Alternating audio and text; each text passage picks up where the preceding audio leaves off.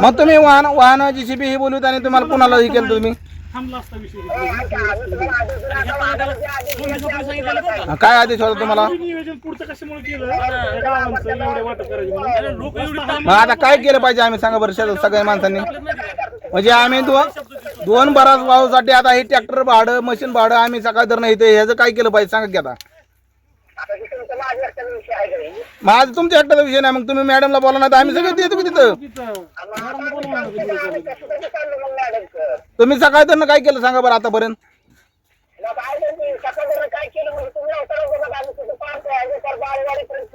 मग काय केलं बायोवाडी पर्यंत जाऊन काय झालं त्यात साध्य काय झालं बघायच्या आधी तुम्ही एक पॉईंट ठरवायचा असतो ना हा लोक देणार पण ह्या इतका अहो सकाळ नाही तर 25 ट्रॅक्टर इथं 2 मजनी इथं आणि 100 माणसं तिथं उभा सकाळ भाकर इथं चहा प्यायला पाणी प्यायला सुद्धा नाही इथं नदीला हा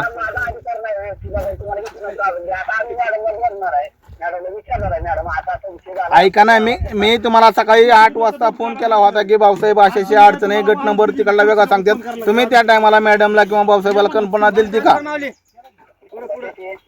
मी तुम्हाला सकाळी सांगितलं की आम्ही बिटरगावला सकाळी 8 वाजता आलोय भाऊसाहेब त्या आपण जे पॉईंट आहे तिथनं रस्ता आहे पण ती गट नंबर दाखवतात बावेवाडीचा हा हा मग सर्कल भाऊसाहेब आले का पण त्या केव्हा आले तुम्ही ह्याच्या अगोदर बघितलं पाहिजे होता का ना रस्ता की वाहू द्यायची ट्रॅक्टर बोलायच्या आधी